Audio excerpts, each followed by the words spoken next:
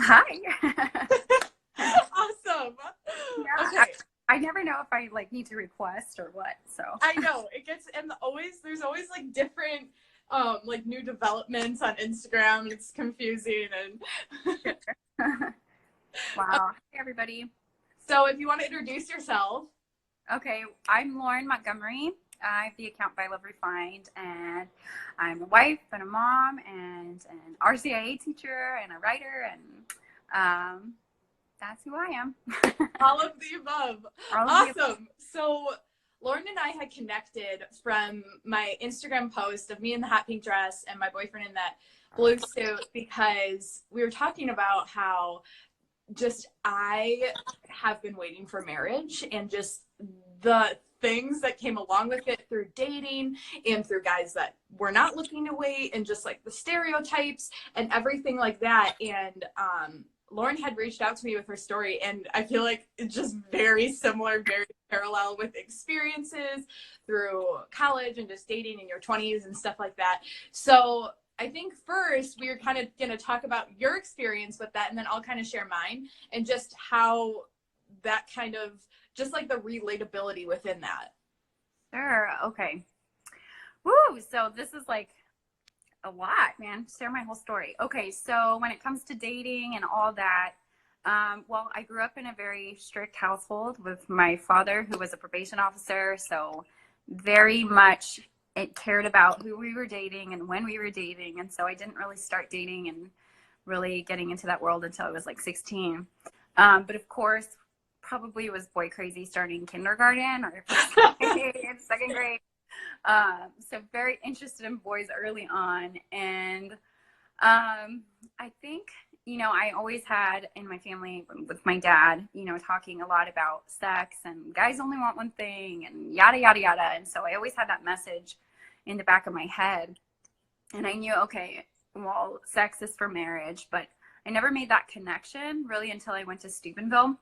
So I went to Steubenville when I was 15 years old, and I had a really profound encounter with Christ in the Eucharist. And it's really corny and cheesy, but I signed a virginity card when I was 15. I've never even heard of that, because I thought I was too cool to even go to Steubenville things. I was like, you're not sending me to Steubenville. I literally did. I was 15 and I said, let's do it. And I went 4 years in a row after that. And I signed the card for 4 years in a row and kind of recommitted myself to that. And I mean, it wasn't like this like card that I carried around and showed everybody like, oh, I'm in your wallet, like next to your driver's license. No, but it was like a commitment that I started to see in my heart that I was created for more than what our world was telling us that we should be pursuing. And, I had a lot of friends that weren't waiting for marriage. And so I got to see public high school. Public school, always Same, public school until my junior year in college. I went to Benedictine College. So I was very much in the mix of just the craziness of going to public school and being exposed to all of that. And I think my first serious relationship was when I was 16.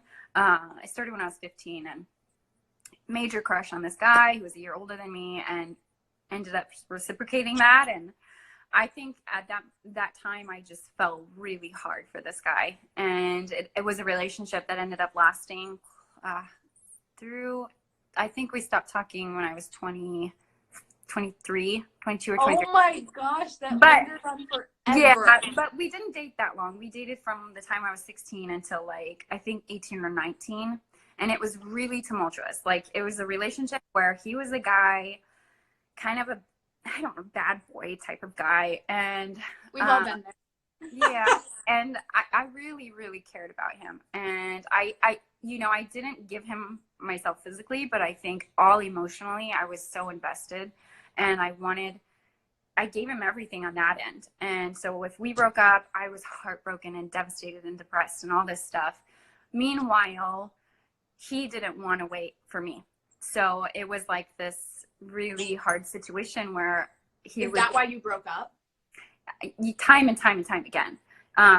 Cheated on me time and time again. And I put up with it because I had in my head, like, he just is not capable of waiting, and this is his one thing, and those girls mean nothing, and I'm the true love of his heart. Like I had the like in my 18-year-old mind, like, Oh my goodness. So you're like, yeah, hey, I'm not going to have sex with him, but he needs to fill his needs somewhere else. So kind of. he's like, I he mean, truly loves me. I didn't like it. It Right. broke my heart every time, but I think that was my reasoning. Like, Okay. you know, I just kind of made excuses for it over and over again, and I think he really did love me. I know that sounds crazy, but I think I was the only one that he ever experienced, like, who was there for him without trying to take from him. Yeah. And so, like, I think he knew that. And so that relationship lasted into a friendship for a long time after that. But eventually I had to say goodbye because I don't think he could ever let it go like I could. And so, anyways, so that kind of, after that relationship fell apart, mostly because him and my dad had it out. Like, it was like, my dad sat him down and he was like, so you're dating my daughter, and my fear is that you're going to cheat on her when you're married. Like, it was like this, it was traumatic. And you had intentions of thinking like maybe he would change. Is that why it kind of lingered a little bit? Yeah, I think I did. I think I always hope for that. Like, I don't know. I think I was always waiting for him to make that commitment. Like, I felt like he loved me. And so, like, I just naively thought that he would not do it to me again. Like, I did it over and over and over again. And I was so blind to it. And so once we finally broke up, I went to college. When I went away, that's when things got, like, interesting insofar as, like, I kind of started chasing the, like, bad guys. Like, I don't know any other way to put it. I feel like that's a stupid way to say it, but just like the guys that I knew weren't interested in commitment, who were just looking for a good time. And I think my mentality about it all was, I'm not going to have sex with you, but I'm going to make you like me. Like, you're going to like me, and you're not going to care about that. And so I Because dated. they'll like you enough where then they will change and be like, okay, no, you're worth it. You're worth waiting for, you know? Yeah. That will change. Even though you told them up front what the deal is. Yeah. And I think on the other end too, I wanted to prove, like, I was cool. Like, I was the girl that I was never an antisocial person. I was out at the bars. I was in the thick of it. But I was different. I was the girl that also studied theology, and, like, you know, and so I was in the world, but not of it. But, like, overall, it wasn't good for me, because I think when I really did start liking certain people, I started to realize, like, I'm never going to get the commitment that I want. And so, honestly, I think I would have, I think I would have never learned my lesson if it weren't for my now husband, who changed things for me. And he was the first guy that I ever dated that just, like, was really invested, and who I clicked with. I mean, Was it kind of like, oh, there's guys out there that are willing to wait, but they're, like, not normal? Was it kind of like that? I wouldn't say not normal. I would say I just didn't click with them. Like, you know, it really felt like there were two worlds, like this, like, party fun social world, and the, like, church going. Yes, Like, there was no gray area with that. It was like, either I find a guy that's going to be quiet, or I find one that's just going to have to deal with my decision, and it's not going to be his decision either. It's just going to be me working towards that virtue. And I also found, I mean, not to throw anybody that I dated or whatever you want to call it for, like, for small amounts of time. I don't want to throw anybody under the bus, but, like, I also realized in trying to date, like, these other guys, is that guys are guys, and girls are girls. And if you put yourself in a situation, like, of temptation, that's going to unfold whether or not you're a church going person or not. Like, right. And so I started to gradually see, like, it's not about I'm a virgin, I'm waiting for marriage. It's about, like, what is in my heart, and what is my future commitment, and how am I working to get that? Like, you know, I don't know if that makes sense, but it wasn't until I met my now husband that it was like things were unraveling, in those, like, movements of the heart where we could have those deep conversations of, like, this is why I'm waiting. This is what I want out of love. Like, that's when things started to click, and I started to see, oh, wow, this is the real deal. Like, yeah, you know, and I just never had that before. And was it discouraging? Because people kind of tell you things, like, I've had friends tell me so many things, like, oh, like, good luck. He's gonna want to test drive the car before he buys it, or like, you know, just things like that that were kind of like, okay, am I the only one in this situation right now? 'Cause I feel so alone in my decision, and like no one else gets me. You know, well, I don't want to age myself and I don't feel like I'm that old, but I think back when I was in high school and it was a little bit less common, like the mentality of what sex is and all that. But it was still a world that I was a part of. And so it wasn't like in college, I actually wasn't pressured at all by my friends or anything like that. They didn't make jokes at my expense. I found a lot of camaraderie and friendship in that like pursuit. Um, it was more like growing up in high school and early college of like people treating you like, oh, you're so cute. Like, Yeah, like, you'll you know, wouldn't understand. yeah, you'll know someday when you have a sex drive, and you'll figure it out when you meet someone you really like. And it was just like condescending, and you know, the idea that you don't have those feelings and those desires, I mean, it's just ridiculous. Like, those are all mixed up in it, and it's a matter of like disciplining yourself enough to see like, yeah, I want the like, you know, the I want that instant gratification, but I'm not going to give into it because there's something more that I'm shooting for, that I'm going for and pursuing. But yeah, names along the way. I was called a tree of all things. Like my boyfriend's friends would call me a tree. I guess trees are asexual, so like that was like their running joke, and I'm like, ha. And I told you this, but like St. Thomas Merton, I literally read this like well into my marriage, and St. Thomas Merton was talking about trees, and trees like they stand and they are exactly who God created them to be, and they grow tall and magnificent. And like I think I even started crying because it was like an affirmation to me from God that like I tried in every decision that I made and every no that I gave to glorify God, and that was like the sole purpose. And so yeah, it was hard, but you know, you get through that. And I think in college it was more a little bit of like, really, like you're waiting.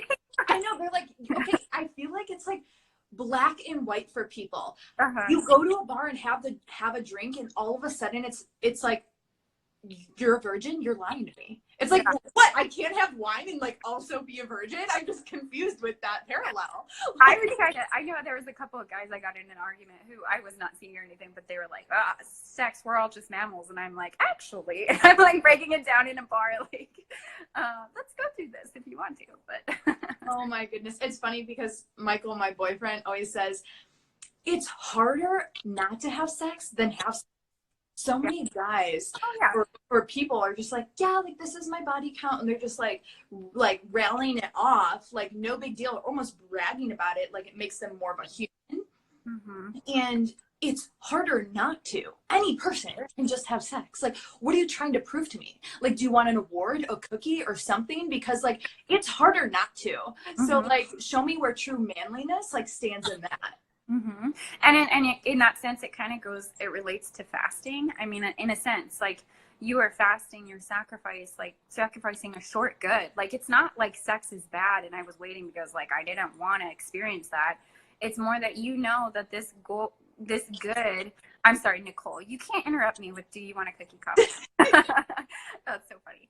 But you know, you want this like immediate good, and you don't have to give into that. Like, you are trying to protect the sanctity of your future marriage. Just like with fasting, there's a greater good that you're sacrificing for, and that's what you're doing. The hard thing is that it's a life, not a lifelong, but a 20-year long journey, or however long it's going to be.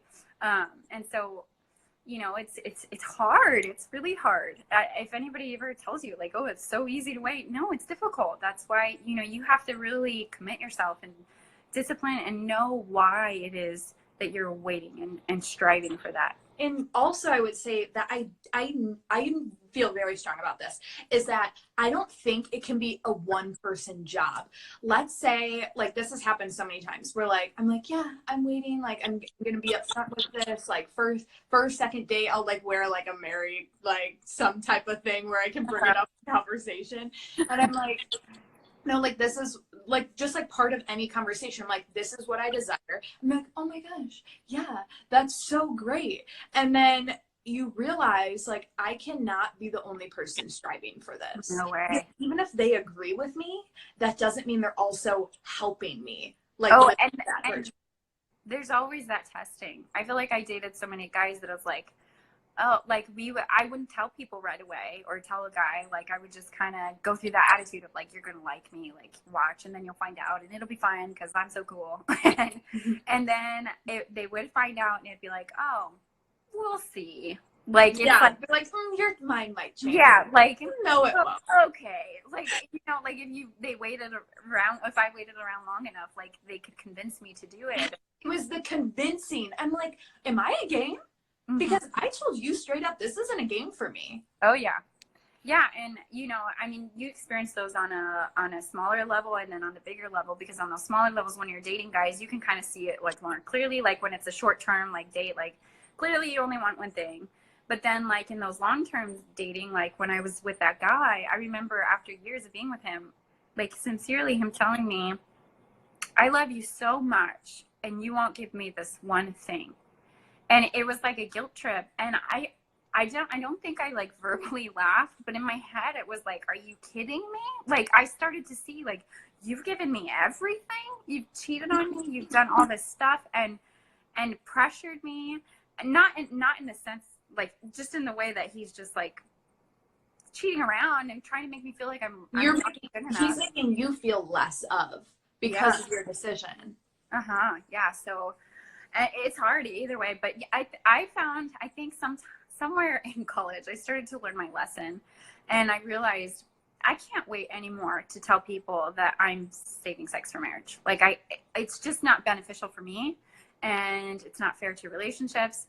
And so I just started, I mean, I wouldn't say I like went like, hi, I'm Lauren, I'm waiting for marriage, like, but like it weeds them out faster. Yeah. Like it really does. It kind of does, but I think after a while, and there's always knowing. Sorry, I disappeared for a minute. But like, there's always that moment, and you have that opportunity to be like, listen, I made a commitment. Like this is the way it's going to be, and there's no budging in it. And you really do, like you said, you weed guys out that way, and you just kind of need to. Right. So I don't know. We're gonna talk about, looking for a man who will respect your decision to wait does not mean you're too picky and that your standards are too high. Okay, if you don't mind, I'm gonna take this one for a second. Okay, go for it. Literally, my whole we never talked about sex in my family. Like that was the most taboo topic ever, and I was like, well, since we never talked about it, I guess I just like do what the Bible says, since no one told me different. They didn't talk about the confirmation class. Didn't go to private school. Like I was raised by my dad. Like that was never a talk. And so I was like, okay, I guess I just like, I'm 15, like I didn't even realize people had sex for fun until like 15. And I went to public school. I'm like, where was my brain? I don't know. But not in the gutter. No. Yeah, like once I hit high school, I'm like, oh my gosh, this is like a thing. I'm so confused. But luckily my school, people didn't really start like doing that until, I don't know, maybe like sophomore year or whatever. But I was like, I don't like no one. So a lot of my girlfriends are like, well, my mom had to talk with me and she like put me on birth control, or like she bought me a pack of condoms and like blah, blah, blah. I'm like, well, no one ever told me anything. I don't know. I just feel really lost right now. Yeah. So it's like, I kind of got known as like church girl, but even though I like wasn't fully like a church girl, whatever that means, but I've just known like in my school, like, of course Cecilia's a virgin. Yeah, she's not gonna have sex with you. So like I felt like in my school everyone kind of knew that. So I just dated outside my school for some reason. So I like never did. So in school, was it just like, oh, a lack of experience, so you don't know, or did you at that moment like have like, okay, this I'm not doing that, like? Right. Yeah. It was like, oh, I'm not doing that. Okay. Like I'm not gonna do that because I just like no one ever told me anything. So like I guess I'll do what Jesus said. So I'm just gonna or what God said. So I'm just gonna follow that and save it. And I just started to like learn more and more about that, but I really think it was like mostly Mary guiding that decision, and like protecting it and like making my strong will right there and just like my confidence in that decision. But I was like, I have never met a man that feels like that, like never. And I didn't go to like youth group and I didn't go to Steubenville stuff. Like I really didn't know anything about the Catholic Church in high school. And so I would like date these guys and you're like younger, like 16 or whatever. And some guys are like, yeah, that's totally fine. Like, I'm going to wait too. And probably throughout up until like 20, I decided, okay, I'm going to tell them straight up because I've been broken up with in the parking lot before my junior year homecoming because I wasn't going to have sex with them. I had gotten broken up with 2 other times because I wasn't, even though I told them I wasn't going to. And I was so fed up and I was like, I'm only going to date Catholic men to understand that they can grow in virtue with me and understand that with me because I cannot do this alone. Like, I do not want to be dragging behind a man when I want him leading me in this fight. I'm like, I cannot do it anymore. So, I mean, there were times like, even I don't know, I was like 21, 2 years ago, I was like, I don't know, not even 20 yet. And I was dating like this I always dated like older. I was dating this guy that was a physical therapist and he like understood me and like everything, and months went on and then it was like, yeah, I can't do this anymore because like I need to have sex. I'm like, okay, good. You're an a-hole and I never want to. See, that's really funny that you say that because I started dating somebody in a similar way and we had this discussion and he was like, I'm really sorry, but that's something I want out of my relationship. And I even told my husband, like, I actually really respect that guy because he was the only one who told the truth. Like, I mean, I don't respect him for his morals. Like, that's not what I mean. But I respect him for being honest with me and not stringing me along. And he was like, we can be friends. And we were like sort of friends. But, you know, anyways, it just reminded me of that. Like, yeah. It's honestly, I do respect that because if you feel like, I mean, it's not the truth. It's totally wrong. But if that person feels like they need that in their relationship, which is probably way more than 50% of America, if they decide that that's what they need, then tell me. Don't think that all of a sudden I'm going to compromise because I'm not. And honestly, in reverse, I shouldn't think that they're going to compromise either. That's selfish of me to think that. And in return, it's selfish of them to think that I'm going to give in too. Yeah. I think sometimes we sit around and wait, like, and you're talking about a leader, like a man that's going to lead me in this. And I think there's different types of leaders. There's more, I mean, leaders who are like, this is how it's going to be. And like, those are really good men. If you find one, snatch them up and, you know, get to know them.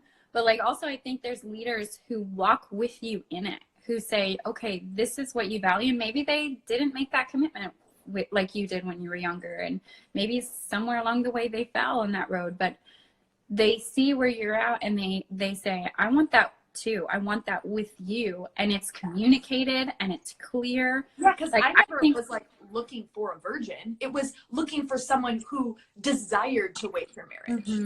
You know, and I think you don't always need to look for that because confession and all these things, like, you're forgiven. But I don't think, like how we're getting to, being picky isn't saying that you want someone who desires to wait for marriage and desires to get you to heaven and desires not to let you fall into mortal sin. That's not being too picky. That should be a baseline. Exactly. Like, that's a standard.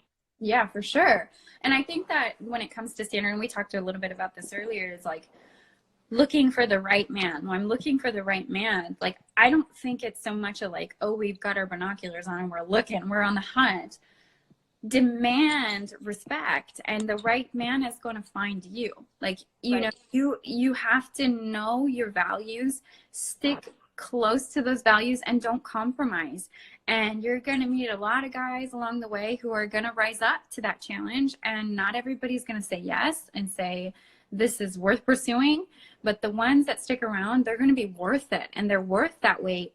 And, you know, sometimes it takes longer than other times, but I think something that we tend to forget when we're comes to dating and sex, especially as women, is that God is with us in this.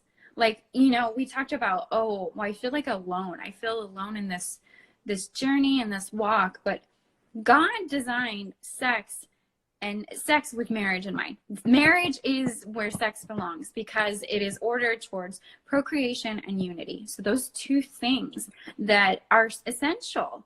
And we long for the kind of love that God alone can give us. But in marriage is the closest thing that can mirror God's love. That in marriage, we come together with another person and we love freely, totally, faithfully, and fruitfully, just as Christ loves us freely, totally, faithfully, and fruitfully. And we can't do that when we're trying to remove one or more of those elements. So practicing contraception, having sex before marriage, if we're unfaithful within our marriage, any of those things, that breaks down what marriage is meant to be. And ultimately, it comes down to our happiness. We cannot have the kind of happiness that God created us for if we are missing those elements. And we forget that sometimes. We forget that God designed it this way. And God is with us. He put the desire in your heart for marriage, for a spouse. And if he did that, trust in him. If it takes a long time, trust him more. Like, yeah. I know it's coming from a married person. That probably sounds like, well, you're one to talk. You're already married. But, you know, it comes to trust in God, you know?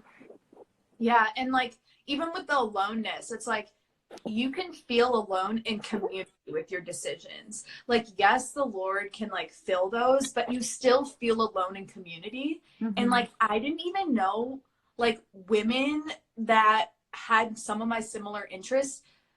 Like, I didn't even know those people existed that were still waiting for marriage. Like, I literally had never met someone in my entire life, probably until 3 years ago, like before this Instagram thing, before like I really, maybe 4 years ago, really dove deep into my faith, was that there were women like me that were also waiting. Like, I literally did not think they existed. I thought I was the only one. The only person I found, there was a girl on The Bachelor. The only good thing that came from the show. That's so and funny. She was like the virgin on the season. I think she's lesbian now, so it doesn't matter. But I was like, oh my gosh, she like likes like fashion and doing her hair and makeup, and she's like also a virgin, and she's in her mid-20s. Like, this is insane. Like, this person exists. They're not extinct. Like, virgins are not extinct. I was just like so mind blown because it's not talked about. And if you're not enriched in like a Catholic community, you don't see it. Like, no one talks about it. Again, it's a taboo topic, and people almost feel ashamed of it. It's like, oh, like, I'm a virgin because like no one wanted to have sex with me. It's like, that's not it. It's your own choice. And you just like, the people that aren't within the religion, I feel like a lot of time feel ashamed that they are a virgin. Well, yeah. And you know, I mentioned this to you too, is for me, like, I don't talk about it a lot because I feel like I never would want to come across as like holier than thou. Like, I waited and you guys didn't. Like, it's not about that. Because believe me, I was no saint, and thank God for the gift of the confessional. Sacrament of confession, because, you know, you slip up and you make mistakes, and you know, things happen. But my point is that talking about it is difficult, like, because you don't want to put anybody down or say, oh, you're not waiting. I think one thing that was our intention in having this video is that it's possible to wait. And if you've made mistakes, get your butt to confession and bring your those trials of your heart and those things that are weighing on you, because those things weigh on us. Bring them to the sacrament of confession and talk to Jesus about it and receive forgiveness. And, you know, I don't know, it is one of those things that's kind of hard to talk about because you never want to sound like that. But maybe that's why people don't talk about it more, because I don't hear a lot of people out there talking about it. I was really appreciative when you even mentioned that, because I think more women need to see that there are other women out there. I remember, you need reassurance. No matter how confident you are in your decision, reassurance puts all fears and insecurities at ease. It really does. Yeah. And I remember being, me and Joe, my husband, were dating, and I worked at a daycare, and I was there with a younger girl. I think she was in college, probably a sophomore in college. And somehow it came up that we were waiting for marriage. And I remember her looking at me like with sadness in her eyes, and she, in shock. And she was like, you found a guy that would wait for you? Like, it was like, the world tells you this lie that in order to get love, in order to be found worthy, Like, you have to give in to these expectations that our culture puts on us. And it's such bull. Like, it's a lie. And you are so much more valuable and so much more worthy than our culture tells us that we are. And yes, they'll wait for you. You are worthy, and you just have to stand your ground. And I just think it's awesome that you're communicating that, because I don't think we hear it enough, you know? No, I never heard it. And honestly, the problem is that the people that do hear it are hearing it from someone that's like 90 years old teaching like confirmation classes. And as a 13-year-old, you're going to discount every single thing they say because they didn't even grow up when like cell phones were like even a thing, or like television wasn't a thing. And they're like trying to tell me not to have sex. I'm like, okay. I know, and I think a lot of the tactics for, like, I don't know, back in the day for like, oh, you shouldn't have sex, it's like because you'll get an STD, or like something bad will happen, you'll get pregnant, and like all of these scare tactics that are used to just remind us, like, oh, I don't have sex before you're married. But in reality, again, it comes back to that sex is a good, and it is one of the greatest goods that we can have, and when it's properly ordered. And if we're giving into that early, then it diminishes not only what it is meant to be, but also diminishes us and makes us feel less worthy and less loved, because it brings a whole host of complications, tensions in relationships and feelings. I have friends, like secular friends, that will be like, yeah, like we slept together, so like maybe he likes me now. I'm like, yeah, that's a lie. Like, that is a lie. Because like I was reading a study, who knows if it's true, it's probably from some stupid thing, BuzzFeed or whatever, but it was like women have sex with men to try to get them to like them a lot of the time, because they think like, okay, you're spending more time with me, now I can like influence you because like I'm holding the sex from you, so like I can get you to like me, if that makes, I mean, it doesn't make sense, but if that makes sense, how I'm explaining that. For sure. Yeah, and when I was in high school, I remember specifically having a conversation with a girl, and she was talking about losing her virginity, and she said, I just want to get it over with. It was like this mentality of like, I just want to rip the Band-Aid off and dive into this world. And I don't know, I what you said about Mary touched me earlier, that I don't know. I feel like God and Mary, they were there along the way, somehow protecting me from that, because I never really felt like, oh, that sounds like a good idea. I was always like, that's not good. Like, you know, there's no getting it over with. Like, you know, in the Bible, it talks about shame that entered into man and woman's relationship after they turned from God because they didn't trust him. They wanted to take things into their own hands and come to understand the difference between good and evil, right and wrong on their own. They wanted to be like God, but apart from God. And it brought tension into the relationship, and they felt ashamed in their nakedness. And I think that speaks to this, is that when sex isn't properly ordered, when it isn't in marriage, then it's not what it's meant to be. And it brings us a sense of shame, and not the shame that everybody tells us you just need to let go of that guilt. It's just put on you by the patriarchy, all that feminist stuff. It's not about that. It's a matter of our worth. And we get our worth from God alone, who created us. And when sex is properly ordered in marriage, sex is good. And it's not good in the way that like our world says it's good. Right. It's wholeness. It's a bond like any other thing. And because it's chemically, you're chemically bonded at that point. And so many times, like if you've watched Sex and the City or whatever it is, it's like women catch feelings. Like you do. That is something, like I have so many friends too that are like, yeah, after we have sex, like I just like can't get him out of my mind. Like I just like want to date him. I'm like, well, you don't have sex first to try to date him. You tell him you want to go on a date. Yep, that's so funny. It's just like this, the culture, just like totally everything's backwards. And yeah, Jason Everett says that. He says that how does he say it?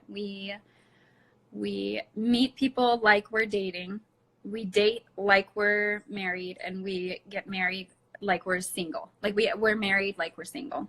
And it's like that. Like there's no definitive movement towards a permanent relationship, you know. And I think that's why marriage has gone down so much, and there's so much divorce that's rampant in our world today.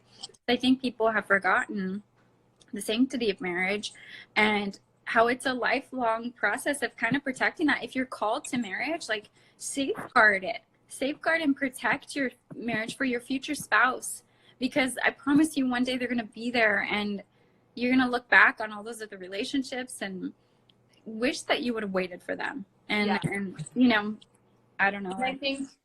And I think a lot of the sad part is a lot of women have regret. And if we would just want to touch on that for a second. Mm-hmm. Oh gosh, I honestly, I don't know that I could speak into anybody's experiences. Like, I can speak from my own and look back on those times that I compromised and I made excuses. And I think, like we said, to try to get something from someone, like to prove my worth, or to say, oh, well, this will make them like me, you know. And we were not created for love like that. It doesn't make us feel good. It doesn't make us feel worthy. It makes us feel empty, worthless and empty. And, you know, I wouldn't dare speak to anybody's regret for like that, but I can only imagine that I'm not the only one that's gone through that. And, you know, it's not fun. I cried a lot. I cried a lot whenever I did that, and cried a lot. And I look back on those times, and it's like, I could have saved myself so much heartache. I could, if I would have just trusted, I would have saved myself so much heartache in those moments. And I think it is the trust factor, because there's so much like hopelessness in that area of women that are trying to wait, or men that are trying to wait. And it's like, who the heck am I going to find that's going to wait? Or, you know, it's like feeling so helpless. It's like, okay, well, or like even college age, like, I don't go to a Catholic college, so like this is like not a very known concept. Or I know. And I think that goes back to, you know, dating guys and thinking like, oh, well, I'll make them like me. It was like, I kind of felt like I never was going to find that person. And so I thought, well, I'll convert them and I'll make them come to my ways, when I was looking in the wrong places. And you know, looking back, I don't know that I could have done anything different.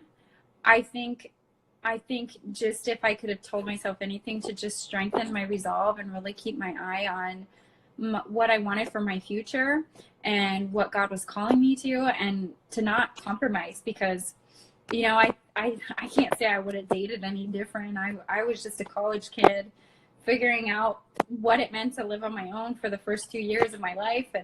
And it was fun in that way. I liked going out and meeting people, and I liked being, you know, out with other people. But you're right, it's difficult.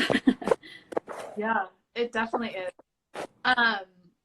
Does anyone have any questions or comments that you want, kind of like, oh, looks like we actually have 2 questions. Okay. I didn't even good. I don't know how that works, so I'll just follow your. Oh, this is from like other questions I had earlier in the day. Anyone? Love is not just a feeling, it's a choice. True. Mm-hmm. Well, and that goes on into marriage, you know, like we have so many broken marriages now, and so many people saying, well, like, it's just not good anymore. It's not what it was. And when I first was married, and all of this like wonderful feelings, and not even like particularly like sexual feelings, but just like that excitement of loving someone for the first time. You know, I'm not going to say that goes away, but like when you're living with someone all the time and you're one with them, you know, little annoyances happened, and fights and bickering and all that stuff. And that St. Thomas Aquinas says that love is willing the good of the other. You have to come to understand that love is a choice, that every day you choose to love that person that you're with as much as you love yourself, if not more, where you're putting their needs, you know, at the forefront of your mind, and realizing that this person is the person that you're called to walk with. And you know, it's not always easy, and you have to say yes to it continuously and work together.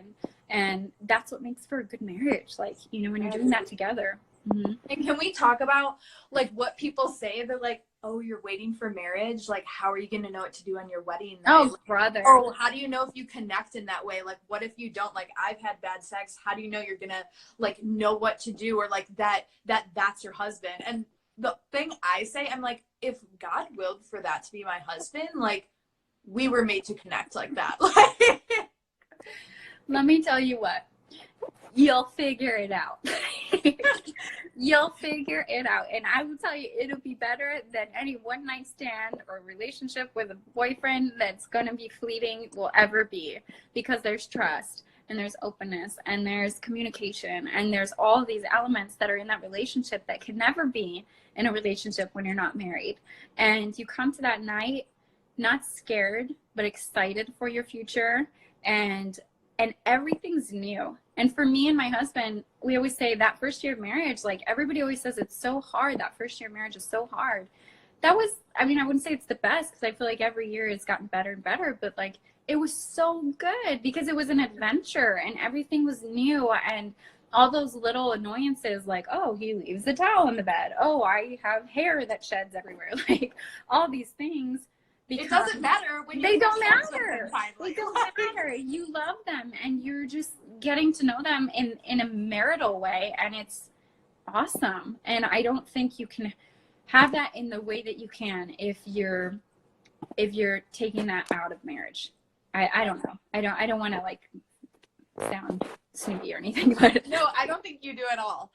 Someone asked, how soon do you tell a guy that you're waiting? how soon I do you- would say, honestly, I got to a point where like I wouldn't really go out with the guy unless I knew that he like knew from someone or knew from like Catholic Match or someone that he was religious, and so that it was easy to bring that up. Mm-hmm. But for the other guys, it was like either they already knew from friends and they knew what they were getting themselves into, or maybe like I feel like third date is like pretty appropriate. Like at least before you like go home to his house to like have dinner or something, like the boundaries need to be set out. Yeah. Yeah, I'm trying to think back on like what I mean, I definitely didn't have like a system or a rule or anything like that. There's just always a moment where you can tell that they give a look and it's like, we need to have the talk. Like, yeah, it's like when you're in private, like when you start having private dates and private time together, like that it needs to be talked about. sure. Before things get heated, that's for sure. Yeah. Yeah, Because because at the moment you're not like, no. actually let's have a talk. And it's much easier to lay those out up front rather than to like wait until the heat of the moment and be like, whoa, whoa, whoa, we haven't talked about this actually, you know, like you or right, you might as well know as soon as possible. You don't want to waste their time, they don't want to waste your time, so you might as well know, like if they don't desire that, then like why am I wasting time on you right now? That's right. Because you're dating for marriage, so why in the world would I just be dating to freaking date then at that point? Mm-hmm. Yeah, I think that's something that's lost too, is like we don't date for marriage anymore. And I was gonna talk about this earlier. You know, when I was dating, I remember just wanting to get to know guys. Like that's all I wanted. You know, I'd find a guy attractive and I'd say, okay, well, I would love to spend some time with him, and maybe he had feelings too that were mutual. And then this would start coming out like, oh, she's waiting for marriage, she studies theology, she goes to church. And then it's like that idea that sex is off the table. Oh, we're serious now. No, guy, we're on our second date. Like, I'm not looking to marry you right this second. I just want to get to know you. And just because I'm having the conversation doesn't mean I'm trying to have sex with you when we're married. Doesn't mean we're getting married at all. I was told that line quite a bit of like, oh, I'm not looking for anything serious. And, you know, I was always like, who said I was? I'm just trying to get to know you. Like, yeah, it would make me so mad. I would be like, see you later then. Bye. Like, yeah. So I mean, I don't think there's any overcoming that, because that's just the way our culture is today, is that if you are saving sex for marriage, if you're thinking about marriage, then you're too serious. And, you know, I think whoever, you know, if you're here and you're thinking like, yes, this is something I value, which all of us should, then you have to just be okay with that and be like, you know, work through that. And it is what it is. Mm-hmm, mm-hmm. Yeah. Find someone Someone who asked, you that way. oh, sorry, go on. No, you go ahead. Someone asked, should we look into dating apps and sites? I mean, I met my boyfriend on Catholic Match and I work for Catholic Match, so this is not even a shameless plug. It actually works. And Nicole that's commenting there met her boyfriend on Catholic Match too. And let me tell you, the amount of success stories we get are crazy. I probably find like 2 new marriages from Catholic Match a week. So check it out. I mean, you already want someone that you can see if they like follow that church teaching on their profile. So straight up, like I never needed to ask my boyfriend because it said on his profile that he was like followed that church teaching for like premarital sex. So That's awesome. I mean, you might as well be upfront with it. Yeah, there you go. I mean, you might. What's the harm in just trying with an open mind? I think Nicole's talked about this a lot of just like going in without any, reservations, but just like saying, okay, I'm going to trust the process and see who I can meet along the way. And I think I definitely, if I had never met my husband, that was something I think I signed up at one point, but I just wasn't like ready. I wasn't serious at that point. Right. And I always said, I'm like, because so many people, I think they're heartbroken because they're like, I feel like they're the right person for me, but they don't desire to wait. I'm like, then they're not the right person. Yeah. They aren't. Like, you can't change that. You can't wish it away. And I think prayer is amazing. It's a cornerstone of the faith, but like, you can pray that their heart like evolves into desiring that with you, but you can't pray that all of a sudden they're going to wake up and be like, you're right, we're going to save sex for marriage. Yeah. Like, you need to be realistic. Absolutely. I think that's such great advice. I like think of it, you can compare it to, I don't know if this is a stretch, but like dealing with addicts. Like if you know an addict, you can't change them. You can't do anything to change how they are. It's not on you. It's not your job to do that. And I'm not saying people are addicted to sex, but if they can't let that go, that's not your job to try to change for them. You cannot do that. And you just need to walk away and say, like, I'm really sorry, but this is something that I cannot compromise on. Right. Advice of chastity while single when a lot of your friends are not being chaste or single or otherwise. I would say surround yourself around people that actually, it doesn't mean you're not going to be friends with them because of their sin, but it just means you need people that have the same perspective as you to hold you to your perspective and hold you to your decision. And I would say, know your why. Why are you waiting? Know it, write it on your heart, and wake up every day and remember it. And pray. Pray, pray, and pray. Pray for my battery's dying. Pray for Our Lady's intercession. Pray that she will help keep you in purity and that you won't be tempted to compromise. And yeah, that's my advice. Oh, Catholic Connect. Hey, Richie. Catholic Match. Oh yeah, Kelly met her husband on boyfriend on Catholic Match too. That's awesome. Are there younger people on Catholic Match? I mean, I'm in my 20s and I met my boyfriend on there, and I dated multiple men off Catholic Match. So yeah. When's a good time to get online? I'm only 21 and I feel like I'm too young. I'm 21. I don't think there's time for it. Yeah. I mean, you're 21, so if you're going to bars like Catholic Match or a bar, I mean. Right. Another question, is it hypocritical of me to expect a man to be chaste if I am really struggling with that and not being perfectly chaste myself? No. Also, like, I don't care if this sounds sexist or whatever, but I expect more from the man. I want the man to be able to hold me to my decisions as well and lead me, whether it's in the faith, in the prayer, in consistency in the rosary. I want him to be able to put his foot down in times of weakness. And I'm not saying that's only his job, but what I'm saying is, like, I expect that. And just as he should expect that from me. So I don't think it's hypocritical. Yeah. But if you are struggling, if you're really having a hard time on your end of things, I think sometimes we want to give into that guilt, like, well, I'm just not capable. And so I might as well just call it a day on this and give in. You are capable, and it's tempting. And with any temptation, you have to bring it to God. You have to keep trying and discipline yourself. Go to confession when you slip and when you fall, and don't let a man base your worth on your failures and on your weaknesses, and don't let him pressure you because of those things. You hold your standards high, and when you fail, you bring that directly to Jesus the second you fall, because it's hard. It's hard to wait. Practicality, like, what ways can you not put yourself in that situation? Is it sharing an Uber together home after the bars? Is it making that boundary? Like, I'm never going to be on a bed with another man. I'm never going to have, like, lay down 2 feet. I've heard the 2 feet on the ground, whatever it is. Like, set those boundaries, because it's one thing is having an idea to want to wait, but it's another thing putting it into action and actually taking steps to make sure that you do stay chaste. Yeah, and someone just said that it's never too late to change your life and recommit to waiting.